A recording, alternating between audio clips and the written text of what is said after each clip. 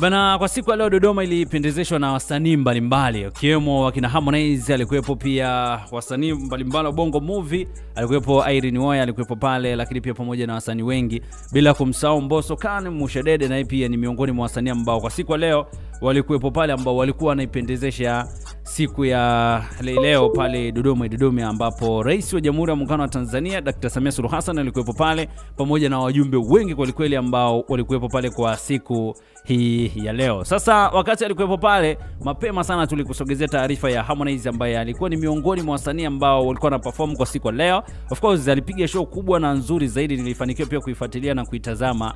Alimfanikiwa pia kumnyanyua Rais wa Jamhuri ya Muungano wa Tanzania, na mzungumzia Dr. Samia Suluhu Hassan alikuwepo pale na aliweza kushangilia sana kwa kile ambacho aliweza kukifanya. Kitu cha tofauti pia na kitu ambacho kwa Harmonize ameweza kukifanya kwa siku ya leo, sijajua kama ni kwa sababu ilikuwa siku ya mwisho au ilikuwa vipi. Nilifanikiwa pia kumuona Harmonize, kuna video fulani kama umeitazama hapo vizuri kabisa, alikuwa ni I think ni moja kati ya hoteli kubwa kabisa ambayo ipo Dodoma pale, baada ya kupiga show siku ya leo. Kwa hiyo akaingia pale kula maisha tofauti kidogo na Diamond kwa siku ya jana.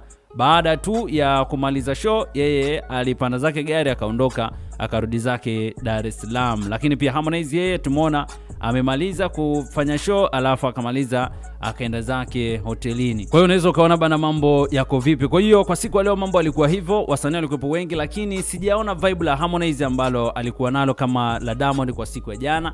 Yani kwa siku ya jana tuliona Diamond akiwa anafanya vizuri pamoja na wasanii wengine, lakini kwa mtu kama Harmonize kwa siku ya leo amekuwa kinyonge sana. Yani hata show yake ambayo amefanya kinyonge sana. Licha ya Diamond kwa siku ya jana kurudia nyimbo la ile ya Namleta, lakini tumeona vibe ilikuwa kubwa na wasanii mbalimbali pamoja na wajumbe kwa siku ya jana walienjoy. Lakini kwa siku ya leo tumeona imekuwa tofauti, japo tumemwona Rais wa Jamhuri ya Muungano wa Tanzania akiwa amenyanyuka. Lakini kitu kingine ambacho wengi wamekuwa wamejiuliza kwamba ni kwa nini issue imekuwa hivi. Tunaona Mbosso pia naye ni kwa muda mrefu sana amekuwa kimya, hajaachia ngoma mpaka sasa hivi tunavyozungumza. Sasa watu wengi pamoja na mashabiki wakawa wanazungumza kwamba huenda siku za hivi karibuni tukampoteza Mbosso kwenye kiwanda cha muziki wa Bongo Flava, kwa sababu mashabiki wengi wa Kitanzania wana tabia fulani ya kumsahau mtu mapema sana. Yani usipowazingatia na wenyewe hawakuzingatia. Mshikaji sasa hivi ni kama amepoa sana hivi, tangia toke WCB hakuna ngoma ambayo ameiachilia zaidi ya ngoma moja tu ya Kupenda, ndo ngoma ambayo aliachilia mwisho,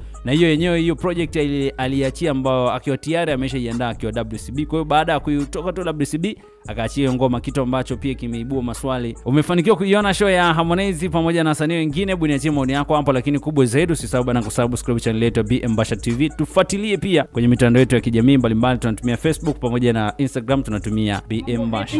Big up sana kwa wale ambao wamesubscribe channel yetu BM Basha TV. Na leo msanii wetu tunamzungumzia ndio huyu hapa.